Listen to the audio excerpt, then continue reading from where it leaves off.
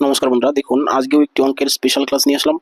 এই ক্লাসটি খুবই ইম্পর্টেন্ট। যে প্রশ্নগুলো আমি দিয়েছি এই প্রশ্ন প্রায় পরীক্ষায় চলে আসে, এবং এই ট্রিক্সগুলি, যে ট্রিক্স আমি অঙ্কগুলো করাচ্ছি, এই ট্রিক্সগুলি ইউনিক কিছু ট্রিক্স, যে ট্রিক্সগুলি আপনি সচরাচর হয়তো জেনে থাকবেন না। তো দেখুন, আশা করি ক্লাসটি ভালো লাগবে।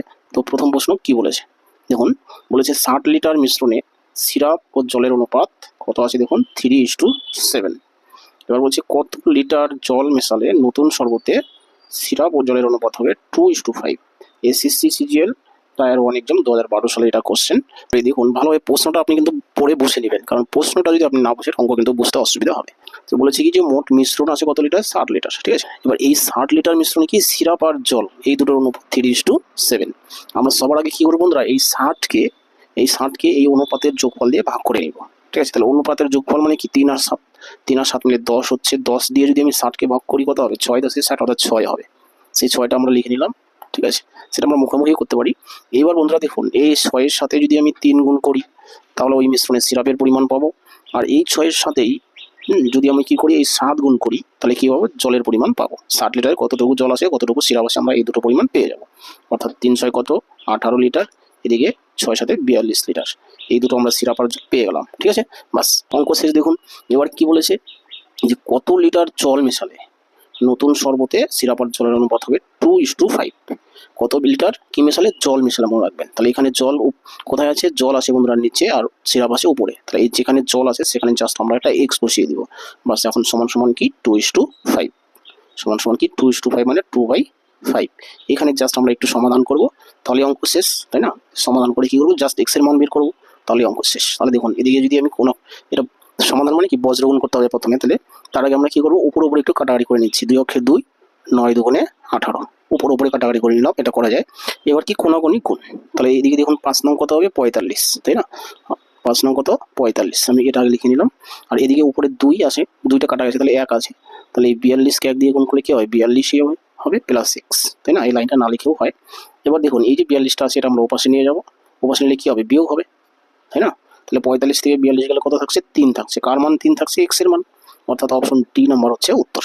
কেন এক্স এর মান উত্তর হলো? কারণ দেখুন এই যে আমি এখানে জলের জায়গায় এক্স বসিয়েছি, বলেছে কত লিটার জল মেশালে, আমি সেখানে এক্স বসিয়ে দিয়েছি, তাই না? তাহলে এক্স এর মান 3 আসলো, তার মানে 3টাই হচ্ছে উত্তর, অপশন নাম্বার ডি। ঠিক আছে, তো এই হলো বন্ধুরা 1 নম্বর অঙ্ক। তো আশা করি এটা বুঝে থাকবেন। এটা আমি অ্যালিগেশন নিয়মে করলাম না, এই নিয়মটাই সহজ মনে হলো। ঠিক আছে, তো এটা অ্যালিগেশনও করা যায়, সেটা নিয়েও আমি আগে কয়েকটি ভিডিও দিয়েছি, ক্লাস দিয়েছি, সেগুলো একটু দেখে নেবেন। যদি আপনি মনে করেন অ্যালিগেশন করবেন তো করবেন। ঠিক আছে, আচ্ছা চলে আসছি পরের প্রশ্নে। 2 নম্বর দেখুন, এই হচ্ছে বন্ধুরা 2 নম্বর প্রশ্ন। এটা কি বলেছে, যে একটি সংকর ধাতুতে তামা, দস্তা ও নিকেলের অনুপাত 5:3:2। এই প্রকার 100 কেজি সংকর ধাতুতে আর কত কেজি নিকেল মেশালে তাদের অনুপাত হয় 5:3:3। তাহলে দেখুন, দেখতে মনে হচ্ছে এই অঙ্কটা আরো কঠিন, কিন্তু বন্ধুরা একদম সেম অঙ্ক, বরঞ্চ এটা একের চেয়ে এটা আরো বেশি সহজ। এটাও দেখুন এসএসসি সিজিএলেরই কোশ্চেন, 2011 সালে এটা এসেছিল, আগেটা 12 সালে। তাহলে দেখুন আমরা একই নিয়মে এটা করতে পারবো। ভালোভাবে প্রশ্নটা একবার পড়ে নিতে হবে, যে সংকর ধাতুতে কি কি আছে? তামা, দস্তা, নিকেল, 3টি জিনিস আছে 5:3:2 অনুপাতে। এবার এই প্রকার মোট আছে 100 কেজি। তাহলে আমরা কি বলেছিলাম, যে এই যে 100 কেজি মোট আছে একে সবার আগে অনুপাতের যোগফল দিয়ে ভাগ করে নিব। ঠিক আছে, তাহলে অনুপাত কত হচ্ছে? 5 3 8 দিয়ে 10, এখানে অনুপাতের যোগফল 10। তাহলে 10কে যদি আমি 10 দিয়ে যদি 100কে ভাগ করি কত হবে? 10 দিয়ে যদি 100কে ভাগ করি, 10 10 100, তাই না? মুখোমুখি কাটাটি করে যায়, 10 পেয়ে গেলাম। বাস সেই 10 যদি 5 এর সাথে গুণ করি তাহলে পাবো তামা, যদি 3 এর সাথে গুণ করি তাহলে পাবো দস্তা, যদি 2 এর সাথে গুণ করি তাহলে পাবো কত? নিকেল। কিন্তু আমাদের সবগুলো করার প্রয়োজন নেই, শুধুমাত্র লাস্টের দুটো অর্থাৎ দস্তা ও নিকেল করলেই হবে। কেন কি 3টি জিনিস নিয়ে সমীকরণ করা যায় না, আমরা যে কোনো দুটি নিব। এবার তার সাথে বন্ধুরা নিকেলটা নিতেই হবে। নিকেল এর সাথে যে কোনো একটা নিলেই হবে, তামাও নিলে হবে, দস্তাও নিলে হবে। আমরা কি করছি? নিকেল আর দস্তা নিচ্ছি। ঠিক আছে, তাহলে দস্তার অনুপাত 3 আর নিকেলের অনুপাত 2, তাই না? দস্তার অনুপাত 3, নিকেলের অনুপাত কত? 2। বাস এই 3 এর সাথে যদি আমি এই 10 গুণ করি তাহলে কি পাবো? দস্তা পাবো। এই 2 এর সাথে যদি এই 10 গুণ করি তাহলে কি পাবো? নিকেল পাবো। বাস তাহলে নিকেল আর দস্তার এটাই অনুপাত পেয়ে গেলাম। এবার বলেছি কি, যে কত কেজি নিকেল মেশালে। ঠিক আছে, তাহলে নিকেল হচ্ছে নিচেরটা, তাহলে নিচে শুধু আমরা একটা এক্স বসিয়ে দিব। বাস এবার কি করবো, এখানে সমান সমান দিয়ে যে অনুপাতটা আছে 5:3:3। তাহলে দেখুন এখানে আমরা প্রথমেরটা বাদ দিয়ে দিব, 5টা। কেন বাদ দিয়ে দিব? কারণ প্রথমেরটা তো তামা, তাই না? তামা আমরা নিইনি।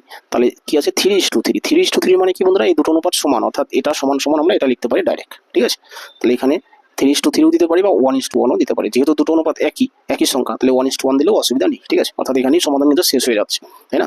তো আমি দেখুন একটা লাইন করছি, তাহলে 1 দিয়ে যদি এটাকে গুণ করি কি হবে? এটাই হবে। তাহলে 10 দুগুণে কত? এখানে 20 আসে, প্লাস এক্স ইকুয়াল টু 1 দিয়ে 3 10 30, এই 30ই থাকবে। তাহলে এই যে 20টা আছে প্লাস, ও পাশে গেলে কি হবে মাইনাস। তাহলে 30 থেকে 20 বিয়োগ করলে কত হচ্ছে 10। এটা কার মান আসলো? এক্স এর মান আসলো। তাহলে এক্স এর মান 10 মানে কি, আর নিকেল 10 কেজি মেশাতে হবে। অপশন নম্বর সি হচ্ছে বন্ধুরা উত্তর। এবার কথা হলো দেখুন, আমি লিখে লিখে করালাম জাস্ট এই জন্য একটু বড় দেখাচ্ছি, কিন্তু এগুলো আমাদের কিছু করার নাই। যখন আমরা দেখলাম এই দুটো সমান, তাই না, তাহলে আমরা ডাইরেক্ট লিখতে পারি যে 20 প্লাস এক্স সমান সমান 30, তাই না, অর্থাৎ এক লাইনে উত্তর হয়ে যাচ্ছে। যে 20 প্লাস এক্স সমান সমান যদি 30 হয়, তাহলে এক্স সমান সমান কি, ও পাশে 30 আসে, তাহলে 20টা ও পাশে নিয়ে গেলে কি হবে, বিয়োগ হবে। তাহলে 30 থেকে 20 বিয়োগ করলে 10, এইটুকু দেখুন অঙ্ক, তাই না। আমি জাস্ট বোঝানোর জন্য একটু বড় করে করালাম। তো আশা করি টিক্সটি ভালো লেগে থাকবে, অঙ্কটা বুঝে থাকবেন। যদি টিক্সটি ভালো লেগে থাকে, আমার ক্লাসটি যদি আপনার কাজে লেগে থাকে, অবশ্যই লাইক কমেন্ট শেয়ার করবেন। আর নতুন কেউ যদি আমার চ্যানেলে এসে থাকেন, অবশ্যই চ্যানেলটি সাবস্ক্রাইব করবেন, কেন কি এই টাইপের প্রশ্ন, এই টাইপের ট্রিক্স আমি আরো অনেক নিয়ে আসবো, যেগুলো আপনার চাকরির পরীক্ষায় হেল্প করবে। তাহলে রাখছি বন্ধুরা, থ্যাংক ইউ।